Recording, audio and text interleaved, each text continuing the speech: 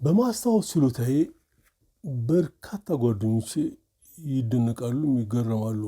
ዝርዝር ነገር የማስታወስ ችሎታ ነበረኝ። በተለይ የወጣትነታችንን የልጅነታችንን ህይወት በተመለከተ በዚህ ጓደኞቼ ይህን ጸጋ ልጠብቀው ይገባል ነው የሚሉት። ነፍሱን ይማረውና ጋሽ ስብሐትም በህይወት በነበረ ጊዜ ደግሞ እድሜ ትንሽ እየጨመረ ሲሄድ መርሳት ትጀምራለህ። ስለዚህም በተቻለ መጠን ሊጻፉ ይገባል ብላቸው የምትላቸውን ሀሳቦች ከወዲሁ ጻፋቸው ይለኝ ነበረ። ያለ ሆኗል። አሁን እድሜ ስልሳዎቹ ካለፈ በኋላ የምረሳው የምዘነጋው ነገር በጣም እየጨመረ መጥቷል። በነገራችን ላይ አንድ ደስ የሚል ጉዳይ ዛሬው እዚሁ ቤት ውስጥ ሆኜ ነው ፌስቡክ ላይ ያየሁት። ተባረክ ዋለልኝ የሚባል ጓደኛችን ውቤ በረሃ ጋር ጋሽ ስብሐት ጎረምሳውን ይዝናናበት የነበረ ሰፈር ላይ መናፈሻ አለ። አሁን ከአዲስ አበባ ውጭ ላላችሁ ሰዎች አታውቁትም ወይ? በሌላው ዓለም ላይ ያላችሁ ስለማታውቁት በዋጋችሁ ጥሩ ነው። ጥሩ መናፈሻ እዛ ጋር እየተሰራ ነው።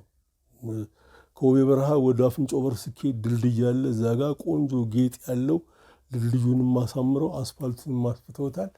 ውቤ በረሃ የተወሰነው ጎኑ መናፈሻ ሆኗል።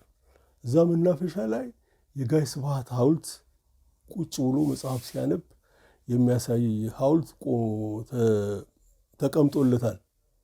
ይህንን ይትባረክ ትላንት ነው ከትላንት ወዲያ አጋጥሞት ፌስቡክ ገጹ ላይ ለጥፎ ታየኝ። የሚገርመው አጋጣሚ ቀራጺውን አውቀዋለሁ፣ ኤልያስን በተደጋጋሚ ተገናኝተናል። ሊቀርጽበት የነበረ ቦታ ሄጄ አይቼ አስተያየት ሰጥቼዋለሁ። በርካታ የስብሐትን ፎቶግራፍ ልኬለታለሁ።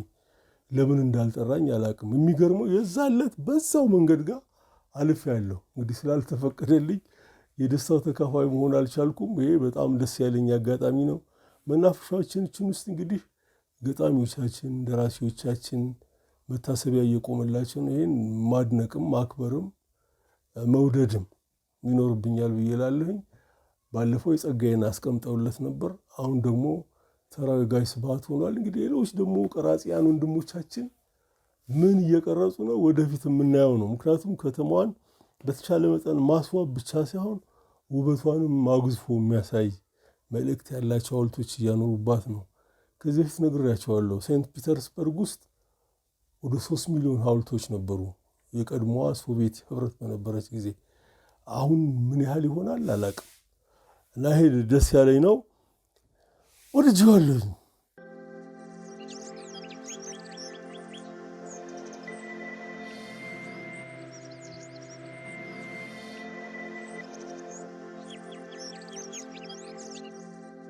ሜክሲኮና ስፔን ይምታቱብኛል። ለምን እንደሆነ አላውቅም። ሜክሲኮን ወዳታለሁ፣ ስፔን ይምታቱብኛል።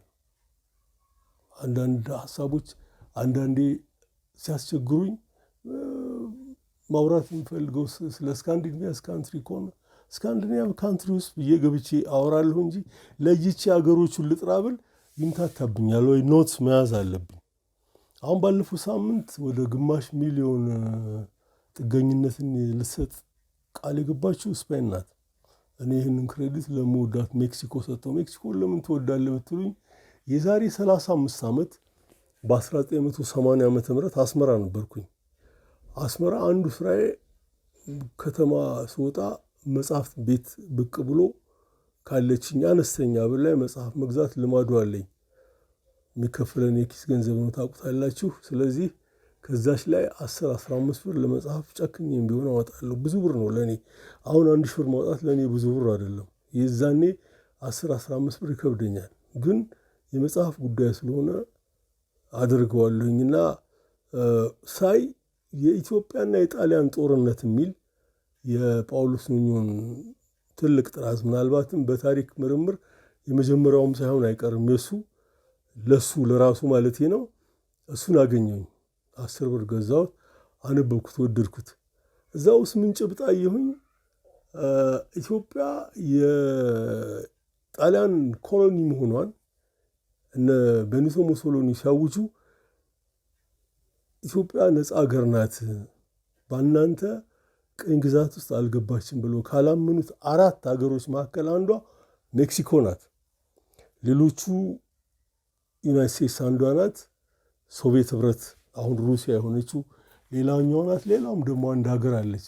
ያው መርሳት መጣ እና ሜክሲኮን ከዚህ በኋላ እየወደድኩኝ ስለነሱ ማንበብም ማወቅም የምችለውን ያህል እየጣርኩ ሄድኩ። በዚህ ምክንያት ይምታታብኝና ስፔን ከሜክሲኮ ጋር ይቀላቀልብኛል።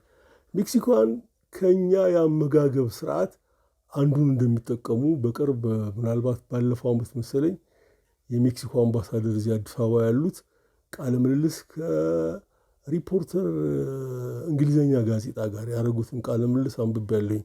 ስለሚጠቅመን ማህበረሰብን ማወቅ አለበት ብዬ ስለማስብ መረጃውን ብለቀው ጥሩ ነው። ሜክሲካውያን ቁልቋል ይመገባሉ።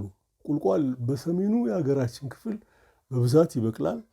አሁን አዲስ አበባና አካባቢ ላይ ቁልቋል በወቅቱ ደርሶ ልክ እንደ ብርቱካንና ሙዝ የሚሸጥበት ጊዜ አለ። ልጆችን በጋሪ የገፉ ሸጠው የዕለት ጉርሳቸውን የዓመት ልብሳቸውን ይችሉበታል።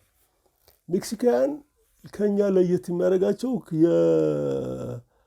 የቁልቋሉን ቅጠልም ይበሉታል። ቁልቋሉ ቅጠል ይበላል። ይህን ሩቅ ምስራቅ ውስጥ ከሚኖሩ ቢጫ ህዝቦች መሀል አንዷ ሴት ሰርተው ሲበሉ እዚሁ ዩቱብ ላይ አይቻለሁኝ። ምንድነው የሚያደርጉት? ቅጠሉ ላይ ያለውን እሾክ እንዲረግፍ ያደርጋሉ። ይረግፍና ሙቀጫ ውስጥ ቆራርጠው ይከቱታል። ከዚያ ይወቅጡታል፣ ይላቁታል። ከላቆጠ በኋላ መጥበሻ ላይ ያደርጉትና 2 እንቁላል ሰብረው እላዩ ላይ ጣል አድርገውበት ሌላ አይነት በቃ የሚገርም አይነት ፒዛ ነው የሚመስለው።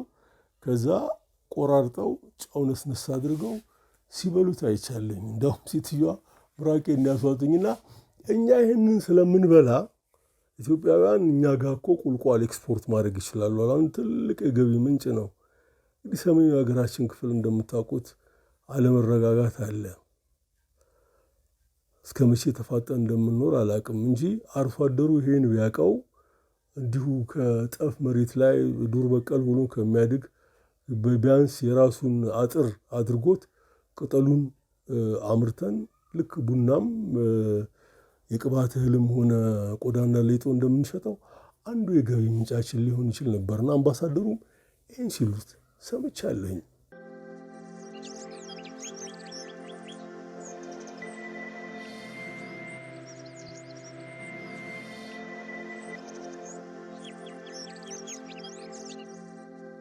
የጃንሆይን የወረዱበትን ዘመን 1 ዓመት አራዝሜዋለሁ። ደግ አደረኩኝ። የመከራውን ዘመን 1 ዓመት ቀነስኩት ማለት እኮ ነው ለእኔ። 1967 ነው እሳቸው የወረዱት፣ እኔ 68 ወረዱ አልኩኝ። የፕሮፌሰር ጌታቸው ኃይሌን ህይወት ሳወራ 1 ዓመት ማራዘሜን ወድጄዋለሁኝ። ምናልባት 1 ዓመት አራዝሜው ቢሆን አብዮተኞቹ ዘግይተው የነ ተክለ ጻዲቅ መኩሪያ ግሩፕ ነበረ የእሳቸው ግሩፕ 66 ዓመተ ምህረት ላይ አዲስ ህገ መንግስት አርቀቀው ሞናርኪ ሲስተም ሊዘረጉልን ነበር። ከብዙ እልቂት እንድን ነበር ብዬ ነው ተስፋ ማረገው። እነ ተክለ ጻዲቅ ፈጠን ላለማላታቸው ደርጎችም ጓግተው እንትኑ ላይ ተጣዱት። ያው ሶሻሊዝም ብለው ግራጃችን አርዝመው የመከራ ዓለም ፈጥረውልን አለፉና ያን የመከራ ዘመን በ1 ዓመት ማሳጠሬን ወድጄዋለሁ። እንኳንም ተሳሳትኩ ነው ያልኩት። ይኸው ባለፉት 51 ዓመታት አሳራችን እያየን ነው። የቱ ጋር ነው የሚቆመው አላውቅም። ምክንያቱም እኔ ቶልስቶይ እንደሚለው ህመም ከተሰማህ ሰው ነህ፣ የሌሎች ህመም የሚሰማህ ከሆነ ደግሞ ሰብአዊ ነህ ይላል። ነፍሴ ሰብአዊ ነው። የአንድ ሰው እዛ ጋር መገደል፣ መታፈን፣ ችግር ስሰማ ውስጤ በጣም ነው የሚረበሸው። ቀን ሙሉ ነው አእምሮዬ በዚህ ሁከት ሲታመስ የሚውለውና አልወደውም። እኔ አንድ ቀን ሀገራችን ከሰሜን ምዕራብ ከምዕራብ ምስራቅ በየትኛውም አቅጣጫ ሰዎች እንደልባቸው የሚንቀሳቀሱበት ሀገር እንድትኖረኝ እፈልጋለሁ። እዛ ላይ መስራት ያለብን ስራ መኖር አለበት ብዬ ገምታለሁና ስቃዩ እንዳለ ነው። እዛ ጋር ተገደለ እኔን ያሰቃየኛል፣ ተዘረፈ ያሰቃየኛል። እንዴት ይቆማል? እጅግ በጣም ቆዝምበታለሁ። በመጻፍ ወይም በማስላት የምታመጣው አይደለም። ፖለቲከኞቹ ይህንን የቤት ስራቸውን በቅጡ አጠናቀው በመስራት ዜጎች በሰላም ወጥተው የሚገቡበት ሀገር ቢፈጠር ደስ ይለኛል። ይህንን የ50 ዓመት የመከራ ዘመናችንን ለማስታወስ ሀገራዊ ምክክር ኮሚሽን እነ ፕሮፌሰር መስፍን አርአያ የሚመሩት ምናልባትም በቅርቡ አንድ አይነት ከበድ ያለ ስብሰባ እንደሚያካሄድ የሰማው ዜና አለ። ህገ መንግስቱ እርግጠኛ ነኝ አንድ የሚወያዩበትና የሚነቀሰውም ተነቅሶ የሚዳብረውም ዳብሮ የምንሄደው ነገር ይኖራል ብዬ ገምታለሁ። ሁለት ነገር እዛ ህገ መንግስት ላይ እንዲጨመር እፈልጋለሁ። አንደኛው ሰንደቅ ዓላማችን ላይ ነው። ሰንደቅ ዓላማ አረንጓዴ፣ ቢጫ፣ ቀይ መሆኑ እጅግ በጣም አስፈላጊ ነው። ምክንያቱም ኢትዮጵያ የፓን አፍሪካኒዝም ወኪላቸው ማዕከልም አድርገው ነው የሚያስባት። ኤዩም እዚህ ነው ያለው። በርካታ የአፍሪካ ሀገሮችም ሰንደቅ ዓላማቸውን ከእኛ ኮርጀው ነው ቀለሙን በተለያየ አቅጣጫ መጠኑንም በማድረግ ተጠቅሞ እንትን ያሉትና እኔ እዚህ ሰንደቅ ዓላማ ላይ እንደ ዜጋ ከላይ እና ከታች ቀለም መጨመር አለበት ብዬ አስባለሁ። ከላይ 3 ጣት የምትሆን ጥቁር ቀለም፣ ከዛ አረንጓዴ፣ ቢጫ፣ ቀይልና እንደገና ደግሞ 3 ጣት የምትሆን ጥቁር ቀለም ታከልበት ጥሩ ነው። ምክንያቱም ያንን የ50 ዓመት የመከራ ዘመናችን እንድናስብ ያደርገናል። ልንወጣ ፈተናውንም ልናልፍ የምንችለው እንዲህ ምስክርነቱን የሚተውልን ነገር ብንተው ነው። መሀሉ ላይ የሚደረገው አርማ ላይ ህዝብ እና የሚያምንበት ማህበረሰብ አሳማኝ በሆነ ጉዳይ ላይ መጥቶ ቢያደርግበት በየትኛውም አርማ ላይ ስምምነት አደርጋለሁ ብዬ እገምታለሁ። ግን ይሄንን የመከራ ዘመን እንድናስበው ከላይ 3 ጣት ጥቁር ቀለም፣ አረንጓዴ፣ ቢጫ፣ ቀይ እንደገና ደግሞ ከስር 3 ጣት ጥቁር ቀለም መደረግ አለበት ብዬ እንደ ዜጋ እሟገትበታለሁ። ምክንያቱም ይሄንን 50 ዓመት የመከራ ዘመን በደምና በአጥንታችን የተጻፈው። አንዱ ህመሜን ብቻ ልንገራችሁ። ባለፈው ሳምንት ቅዳሜ ቀን ጓደኛዬ ጋር ነበርኩ። ነገረ ፈጁ ያሬድ ዘሪሁን ጋር። ያሬድ በእድሜ ከኔ አንሳል። አሁን የህግ አዋቂ ነው እና ሰፈራችን አለኝ ከውቤ በረሃ ማዶ ነው፣ ተራራ ላይ ነው ያለው፣ ወንዙ ቁልቁል ይታየናል አለኝ። በቀይ ሽብር ጊዜ እኛ ልጆች ነን፣ ምንተኛው መኝታ ቤት ግን መስኮቱ ወንዙን ስለሚያሳየን ሬሳ ተጥሎ እናይ ነበረ። እናቴ ይሄንን አውቃ መስኮቱን በወረቀት ለበደችው። እንደዛም ሆኖ አያሌ ጊዜ ሬሳ እናይ ነበር ብሏል። ልብ አድርጉልኝ። አሁን በዛ ጋር ባለፍኩ ቁጥር ሬሳው ሲጣል ይታየኛል። እታች ደግሞ ጥንብ ፍለጋ ወንዙን ተከትሎ የሚሄድ ጅብ አለ። ሲበሉት እመለከታለኝ። መንፈሴ ምን ያህል እንደሚደማ ልብ በሉ። እንዲህ አይነት አሳር ውስጥ ከተው ነው የሄዱት። ስለዚህም ያን ክፉ ጊዜ እንድናስበው የሚያደርገን እነዚህ ሰንደቅ ዓላማችን ላይ እነዚህ ጥቁር ቀለማት መታከል አለባቸው ብዬ እንደ ዜጋ ሀሳቤን እሰጣለሁ።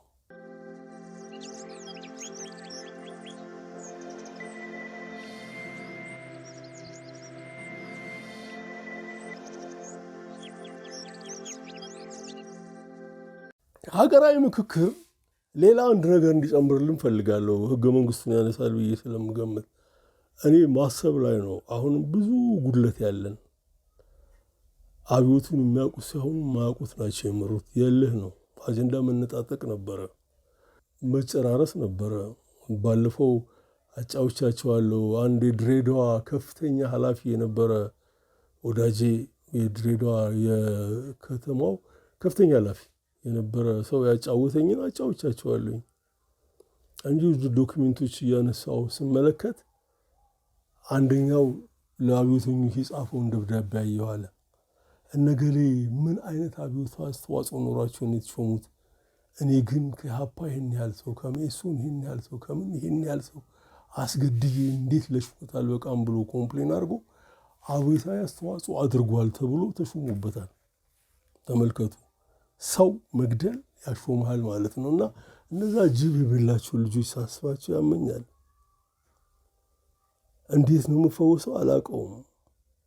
ስለዚህም ሊፈውሰን የሚችለውን ነገር አጥብቀን መያዝ አለብን። መጽሐፍ ፈውስን ያመጣል። እኔ ባናቱ መምጣት አለብን ብዬ ነው የማስበው። ተወካዮች ምክር ቤት ውስጥ አንድ ቋሚ የመጽሐፍ ጉዳይ አቅራቢ ወንበር ሊኖረን ይገባል። ያንን ወንበር ሄዶ የሚቀመጥበት ጉዳዩን የሚያውቅ የደራሲያኑን፣ የማተሚያ ቤቱን፣ የአከፋፋዮችን የሁሉንም ባህሪ በደንብ አውቆ የሚያውቅ በሙያ ውስጥ ያለፈ ሰው ሁሌም ተወካዮች ምክር ቤት በቋሚነት እንዲቀመጥ እፈልጋለሁ። አንድ ወንበር ሰጠዋል። ለተወካዮች ምክር ቤት በሚሰጠው ጊዜ የኢትዮጵያ መጽሐፍት ምን ታተመ፣ ምን ገበያ ላይ ዋለ፣ የቱ ታገደ፣ ለምን ታገደ፣ የትኛውስ ተወደደ፣ የትኛው ክልል ወይም ክፍለ ሀገር ሊሆን ይችላል፣ እርግጠኛ ነኝ ክልል የሚለው ጨዋታ ይቆማል። እና እንዲህ የሚያስረዳና የሚነግረን አንድ ባለሙያ በቋሚነት መቀመጥ መቻል አለበት። ባናቱ ካልመጣን አሁን መጽሐፍ ላይ ያለውን ችግር ዝም ብለን በየሚዲያው በመጮህ አንፈታውም። ልንፈታው የምንችለው በዚህ ስለሆነ የፕሮፌሰር መስፍን አርአያ የሚመሩት ተቋም ይህንንም ቢያካትተው ማሰብ የግድ ነው። ባለማሰብ ብዙ ስህተቶች ሰርተናል፣ ተጨካክነናል። አሁንም ባለማሰብ የምንሰራቸው አያሌ ስህተቶች አሉ። ስለዚህ ማስተዋልና ጥበቡ ጸጋችን እንዲሆን አንድ የመጽሐፍ ጉዳይ የሚያገባው ሰው እዛ ቦታ ላይ መቀመጥ አለበት ብዬ አምናለሁ።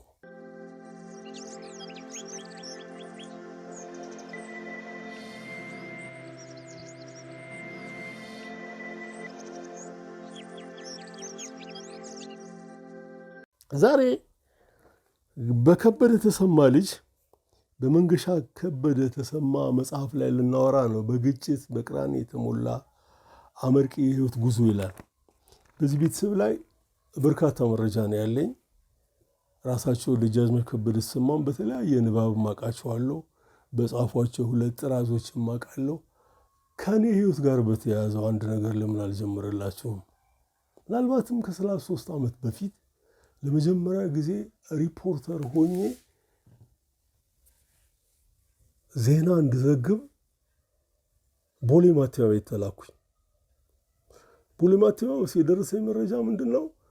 ማተሚያ ቤቱ በብድር እንግዲህ ቆየ ጊዜው ሪቨርቨሪንግ ፈንድ ሳይኖር አይቀርም። እንደዚህ ትሰራለህ፣ መጽሐፍን ትሸጥና ትላለህ፣ ከዛ እንደዚህ ደራሲያንን የሚያግዙበት ስልት ነው። አለበለዚያም በብድር አሳትመው ያግዝ ነበር ማለት ነው ማተሚያ ቤቱ። እንዲህ ተብሎ ብቻ አንዱን መጋዘን ያጨናነቀው የበርካታ ደራሲያን ስራ ነው። ይህንን ሄጄ ምን ያህል መጽሐፍት እንደሆኑ፣ ምን ያህል ደራሲያን እንደሆኑ፣ ለምንስ ባራጅ እንደሚሸጥባቸው፣ አራጅ ተሸጦ ገንዘቡ ወደ መንግስት ወደ ማተሚያ ቤቱ እንዲገባ የሚል ዜና ነው ልሰራ ሄድኩት። ስራ አስኪያጁን አገኘኋቸው። ጎልማሳ ናቸው። ያኔ ሳገኛቸው ሙሉ ሰው ሆነዋል። 50 ምናምን ሆኗቸዋል። እኔ 30ዎች ውስጥ ነው ያለሁት የዛን ጊዜ። ከዛ ስሙትን ማልበል ስል ስም አያስፈልግም አለኝ። ደነገጥኩኝ። የመጀመሪያ ጊዜ ዜና ነው። ዜናን በተመለከተ ኮርሱ ምናምኑ መረጃው በኋላ ነው የደረስኩበት። እምጠላውም አርት ሆነ። ዜናው መጽሐፍ ከማያስደስታቸው ሰዎች ማለት አንዱ ነኝ። ከዛ ኃላፊነት እሱም አያስፈልግም፣ በቃ መረጃውን ልስጥህ፣ መረጃውን ይዘህ ሄደህ እሱን ትጽፈዋለህ አለኝ ስራ አስኪያጁ። ደነገጥኩኝ። ስም የሌለው ኃላፊነት የሌለው እንዴት ነው ዜና የምሰራው ብዬ ስልክ ይፈቅዱልኛል አልኩኝ። አዎ ደውል አለኝ። እሺ አልኩና ደወልኩት ለኤዲተሪ። ኤዲተሪ አስተዋይ ከምላቸው ሰዎች መሃል አንዱ ነው። እዚህ ጋር በጣም ያዘንኩበትን አጋጣሚ ነው አሁን የምነግራችሁ። አስተዋይ ከምለው ሰዎች መሃል አንዱ ነው። ደወልኩለት።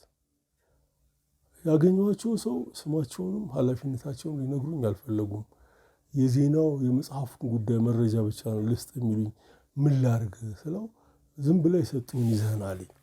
እሺ ብዬ የሰጡኝ ዜና ይዤ ሄጄ ጽፌ ሰጠሁት። እሑድ ቀን ነው ዜና የወጣው ትዝ ይለኛል። ዕለተ ሰንበት የሚል በጣም ይነበብ የነበረ ጋዜጣ ነበረ። ጋዜጣው እንዲነበብ ያደረገው የጋይ ስብሐት አርቲክል ነው። እሱ እግረ መንገድ የሚል አምድ ነበረው። እዛ ላይ በሚቀጥለው ቀን ዜናው ወጥቶ ሳይ ደነገጥኩኝ። ያላልኩት ነገር ተጽፏል። ስሙንና ኃላፊነቱን ለመናገር ፈቃደኛ ያልሆነው ሰውየው በክፋት አይደለም፣ በቃ አያስፈልግም አለኝ። አሁን ዜና ስለገባኝ ይቻላል እንደዛ መጻፍ ብሎ ነገር ፍለጋ አይነት ነገር ሆነ። ይህንን ከኔ የቅርብ ሰዎች መካከል አቶ ብዙነህ ተሰማ አየውና ይህንን ዜና እንዲህ አድርጎ ሲጽፍ ለምን ዝም ትለዋለህ? መክሰስ እኮ ትችላለህ ብሎ ሲል አይ መቶ ያናገረኝ ልጅ ወጣት ነው፣ ላስደነግጠው አልፈልግም፣ ስለዚህም ዝም ያልኩት ለዚህ ነው ያለኝ። ብዙነህ ለእኔ ይህን ሲነግረኝ እንዴ አቶ ብዙነህ ክሰሰው እኮ የምትለው እኔን ነው አልኩት። አንተ ነህ እንደ ዜናውን የጻፍከው? አዎ እኔ ነኝ፣ ግን እኔ ያላልኩትን ኤዲተሩ ጽፎ ጨምሮበታል። በጣም ነው ማዝነው፣ አሳዝኛቸዋለሁ አቶ አስፋውን አልኩት። አስፋው መሆኑን አወቅኩኝ፣ አስፋው ከበደ።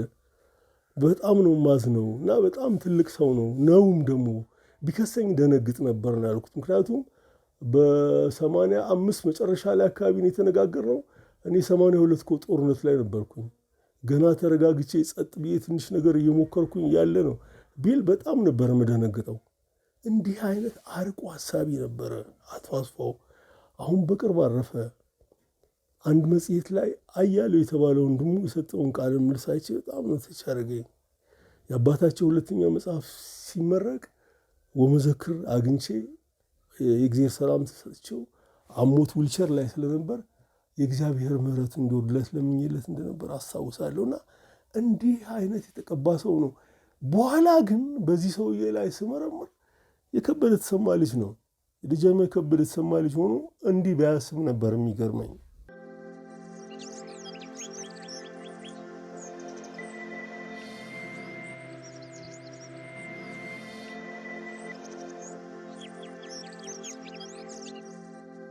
ደጃዝማች ከበደ ተሰማን ከኮሎኔል መንግስቱ ኃይለማርያም ጋር ያያይዙታል። በርካታ ጽሁፎች አይቻለኝ። ከበደ ተሰማ ልጅ እንደሆኑ እውነቱን ግልጥ አድርጎ የጻፈልኝ መንገሻ ከበደ ተሰማ ነው። እዚህ ላይ አንዱ ምዕራፍ የኮሎኔል መንግስቱ ኃይለማርያም የቤተሰቡ አካል እንዳልሆነ ዘመዳቸው እንዳልሆነ ያወሳል። አንዴ ይላል ቤይሩት ዩኒቨርሲቲ ነው የተማረው። በጣም ሀሳበ ሰፊ ነው አቶ መንገሻ። ቤይሩት ነው የተማረው። ስለ ኢትዮጵያ ወቅታዊ ሁኔታ ዶክተር በረከት ሀብተ ስላሴ መግለጫ ይሰጣል ብለውኝ ሄድኩኝ። ገና ገብተን ቁጭ ስንል መንግስቱ ኃይለማርያም የከበደ ተሰማ ልጅ ነው።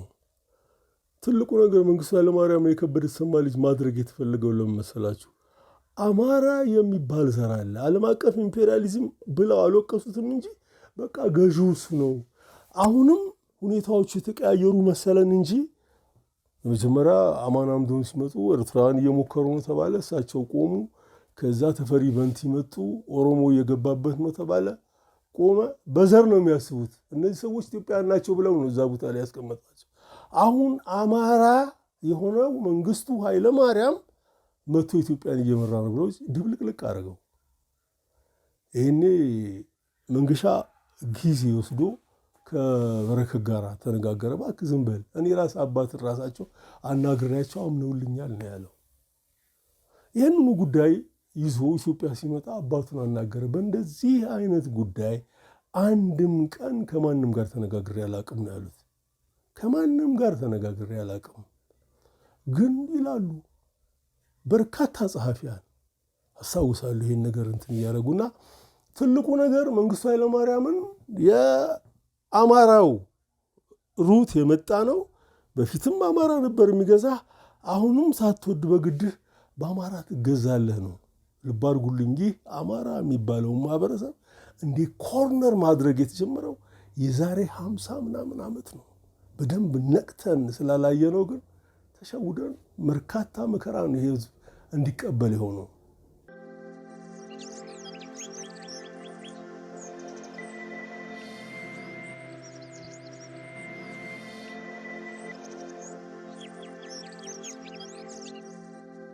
ደጃዝማች ከበደም በአንድ በኩል እውነት አላቸው እላለሁ። ሲጠይቋቸው ብለዋል ተብሎን ተጽፎ ያነበብኩት የንጉሥ አባት መሆን ይጠላሉ ብለዋል ነው የሚባለው። አይደለሁም ማለትም እኮ ያስፈራ ነበር በዛን ጊዜ። እነኝም ያስፈራል። እኚህ ሸዋ ሰው ናቸው። ስለዚህ ቀላል መልስ ሰጥተው መገላገል እንፈልግ ይሆናል። የንጉሥ አባ መሆን ይጠላል ነው ያሉት። በከራሴ ገጠመኝ ጋር ላይ ያያይዘው እኔ 204 ጦር ጀልባ ላይ በምሰራ ጊዜ ኤፊሽንት ከሆኑ ጥሩ አፈጻጸም ካላቸው መርከበኞች መካከል አንዱ ነኝ። የምሰራው ለሀገሬ ነው ብዬ ነው የምሰራው። በደንብ ይደክመኛል፣ እተኛለሁ፣ ማነበውን አነባለሁ እንደዚህ እንጂ ተአምር መፍጠር አይደለም። ይህንን ያስተውልና ኢሰፓ በጥሩ ኤፊሽንሲ ያላቸው ልጆች በኢሰፓ ጉባኤ ላይ ይገኙ ተብሎ በየሀገሩ ይደረግ የነበረ ጉባኤ ነበር። አንደኛ ጉባኤ ወይ ፓርቲው አይሁብ እንደዚህ አይነት ጉባኤ ላይ ተገኘኝ። ትዝ ይለኛል ቺፍ ሜሱስ ነው ጉባኤው የተካሄደው። ከተለያዩ መርከቦች የመጣ ልጆች ነን እዛ ያደረግነው። ቺፍ ሜሱስ ተደርጎ ተወያይተን የምሳ ሰዓት ደረሰና እኔ ጀልባዬ ምናልባት ግማሽ ኪሎ ሜትር ብሄድ እደርሳለሁ። ባህሩ ዳር ላይ ቆማለች። ምሳዬም እዛ አለ። ግን ለለውጥ ያህል ለምን ሲማን ክለብ አልበላም ብዬ ትልቅ ስህተት ሰራሁኝ። በጣም ትልቅ ስህተት ነው የሰራሁት። ሄድኩኝ ሲማን ክለብ። ሲማን ክለብ ሲሄድ እንግዶች መጥተው ክለቡን ስለሚጠቀሙበት እናንተ አሁን መመገብ አትችሉም ቆዩ ተብለው መርከበኛው ተበታትኖ አይናቸው ደም ጎርሶ ቆሞ ያሉ። በዛ በቁጣ በነደደ ረሃብ ባንገበገበው መርከበኛ መሃል ገብቼ ምሳዬን በልቼ ወጣሁኝ። የዛለ ተጠቆርኩኝ። ዘንቦ ላይ የሰፓ አባል ነው አሉ። አይደለሁም ብዬ አላስተባበልኩም። አደጋ አለው። ድራሽን ሊያጠፋኝ ይችላል ምንም። ስለዚህም ዝምታውን ነው የመረጥኩት። ስርዓቱ እስከፈረሰ ጊዜ ድረስ ለማንም ሰው ተናግሬ አላውቅም። እና ከበደ ተሰማም ነኝም አደጋ አለው፣ አይደለሁም አደጋ አለው። ስለዚህም የመሃል መንገድ መምረጣቸው ምናልባት ብልህነት ይሆን አሊያስ ልጃቸው መንገሻ ከበደ ተሰማ እንደሚነግረን ለማንም ትንፍሽ ሳይሉ ቅድም ባልኳችሁ አጀንዳቸው አማካኝነት የአማራን ስም የምትለጥፉበት።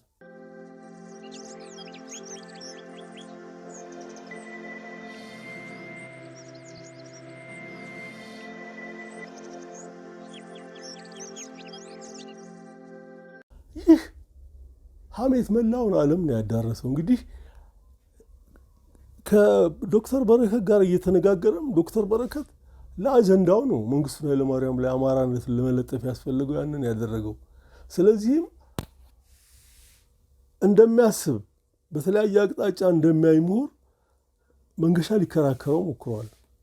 በዚህ ተቋስለው ተለያዩ። የሚያሳዝነው አጋጣሚ ለንደን ውስጥ የምትኖር እህቱ ናት። በጣም የተሰቃየች። ይሄ ውስጤን እንዴት እንደነካው እኔ ነኝ የማውቀው። በጣም ነው ያዘንኩት። ሐሜት ጽንፍ ተሻግሮ ሰውን መከራ ማሳየት ይቻላል። የመንግስቱ ኃይለማርያም እህት ናት። እሷ በደረሰችበት አይደለሁም። እንዴት አሳዛኝ ነው። እኔ ኢቭን አንቶን ቼሆቭ በማሳቅና በማዝናናት የታወቀ ደራሲ ነው። እሱም ቢያገኘው አሳዛኝ አድርጎ ሊጽፈው የሚችል ነው። አይደለሁም መጨረሻ ላይ ለንደን ላይ መኖር አልቻለችም። ስለዚህ በሐሜት ምክንያት ብቻ መቆሚያ መቀመጫ ሲያሳጧት እህቴ ወደ አሜሪካን ተሻገረች አለ። ተገላገለች። ለንደን ድፍን መጠቋቋሚያ ያርገዋት ነበር ማለት ነው። አንዳንዴ በጣም ግራ ይገባኛል። የተማረ የሚያስብ የተለያየ አቅጣጫ የሚያይ አሁን የዛን ጊዜ ሄደው ቢያንስ በቅጡ የሚያስብ በተለያየ አቅጣጫ የሚያይ የመጀመሪያ ዲግሪውን የሰራ ምን ነው። ግን አበሻ አንብቦ ከሚረዳው ይልቅ ታምቶ የሚሰማውን ማመን ይቀለዋል በል አለ። በፈረንጅም ይህ አይነቱ ባህል ግን የኛ የከፋ ነው።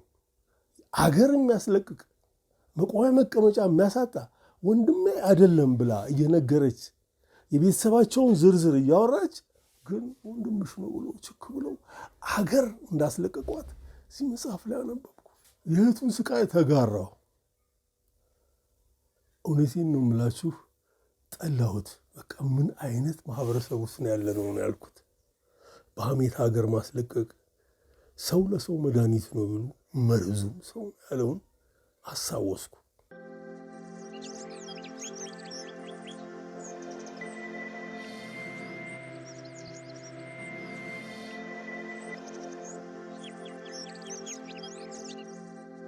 ለእኔ ሶሻሊዝም ድሃን በጣም ይወዳል። ምንም ጥርጥር በሌለውና እንደ ድህነት ማስፋፋት ሶሻሊዝም የሚያክል በምድር ላይ ያለ አይመስለኝም። ድሆችን በኃይል ይወዳል። ምክንያቱም እነሱን ያሰበስባል፣ መፈክር ያወጣላቸዋል፣ ያስፈክራቸዋል። ሲጮህ ነው የሚውለው። ጽፈውታል ደራሲያኑ በዚህ እንትን ላይ ሳይኮሎጂ ኦፍ ሪቮሉሽነሪ በሚልስ የጻፈውን አንዱን ስራ አይቻ ጉስታቭ ሌ ቦን የጻፈውን አንብቤያለሁ። መፈክር ነው ለሌላው የምሰጠው፣ ሲጮህ ይውላል እና መጨረሻ ላይ ግን ትንሽ ከፍ ያለውንና የተሻለ ሀብት የፈጠረውን ይከረክምና ያጠፋዋል። ከግማሽ ሚሊዮን ብር በላይ እንዳትይዝ ይለዋል ነጋዴውን። የትሪሊየን ብር ቢይዝ ምንድን ነው ጉዳቱ? ግን ለርዕዮተ ዓለሙ ታማኝ ለመሆን ሲል ድህነት ምን ይመስላል? በደጃዝማች ከበደ ተሰማ ግቢ ውስጥ መንገሻ ከበደ ወርቅ አድርጎ አውርቶልኛል። የእሳቸው ቤት ትልቅ ነው፣ አደባባይ ያለው ግቢያቸው የፈረስ ጋጣ፣ የመሳሪያ ቤት፣ የጠጅ ቤት፣ የእንጀራ ቤት፣ የሰራተኛ እንግዳ መቀበያ እየተባለ ማዕት ቤት ነበረ። ያንን ቤት ቀበሌ መጣና ወሰደና ድህነቱን እንዴት እንዳራባበት ያሳያል። እና እንደ ሶሻሊዝም ድህነትን ከልብ የሚወድ ርዕዮተ ዓለም ያለ አይመስለኝም። ኖረን አይተነዋል። ከበደ ተሰማ ህይወት ላይ ደግሞ በተግባር እንዲያዩት ነው የሆነው። አስደንጋጭ ነው። ይህን አየሁኝ፣ ውስጤ ነካው። ሶሻሊዝም እንደ ድህነት ጉስታቭ ሌ ቦንም ይለዋል የሚወደሉ ለመንጋው መፈከሩን ብቻ ስተው ነው በቃ ያንን እየጮኸ ህይወቱን በሙሉ ይኖራታል። ከዛ በኋላ ትሰልፍ፣ ትረግማለህ፣ ታወግዛለህ። አብዮትህ ግን ፈንድ እየተደረገ ነው እንዲኖር የተደረገውና በሚደንቅ መልኩ ድህነትን ደጃዝማች ከበደ ተሰማ ቤት ውስጥ ነግሶ አየሁ። እናቴ አምራ የምትቆጣበት ጊዜ አለ። አባቴ ግን የጡረታ አበላቸውን ስለሚያገኙ በዛች ቀሪውን ቤተሰብ እያስተዳደሩ እያሉ መጨረሻው ድረስ ሄደዋል ይለናል።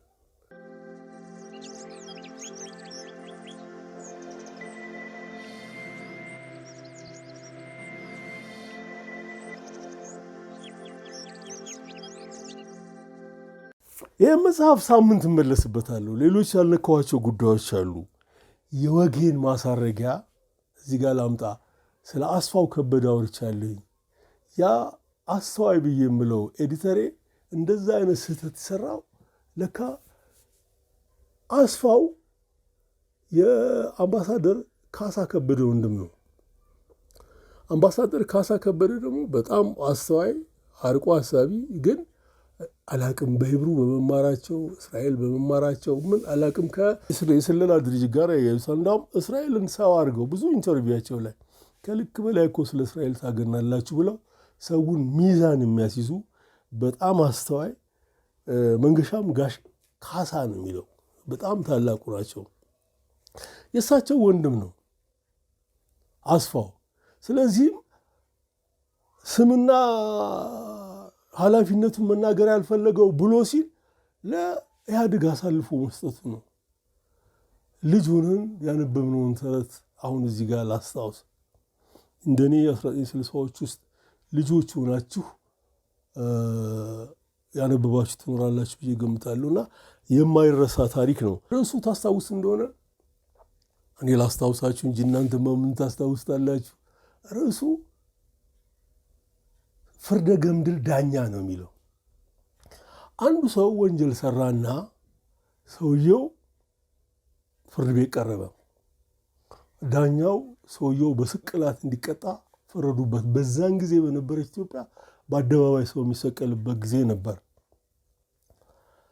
በስቅላት እንዲቀጣ ሲፈረድበት አስፈጻሚዎቹ ሰውየውን ሊሰቅሉት መስቀያው ጋር ሲወጡ ሰውየው በጣም ረጅም፣ መስቀያው አጭር ነው።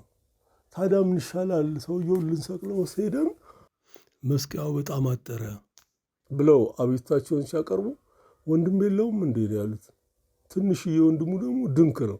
በቃ ይሄንን ሰዱና ስቀሉት ተብሎ ተሰቀለ። ልብ አድርጉልኝ።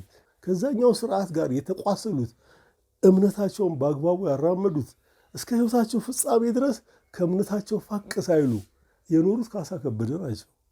ቤተ እስራኤሎችን በማጋጋዝ ሚና ነበራቸው። ተጽፎ አንብቤያለሁ። አሁን እሳቸው ባይኖሩም ይሄውና ወንድሙ አስፋው የሚባል ብሎ ኤዲተር ማጋለጡ ነው። በጣም ነው ያዘንኩት። ግን አስፋው በጣም አስተዋይ አርቆ ሀሳቢ ስለነበሩ እኔን ሳያስደነግጡኝ ያለፉ። አምላክ ነፍሳቸውን በገነት ያኖረልን። ሳምንት በዚህ መጽሐፍ ላይ ተመልሼ መጥቻ አውጋችኋለሁ። ሌሎች ልንጨዋወትባቸው፣ ልንስቅባቸው፣ ልንገረምባቸው የሚገቡ አያሌ ርዕሰ ጉዳዮች አሉት። እስከዛው ሰላም በምድራችን ላይ ይስፈን።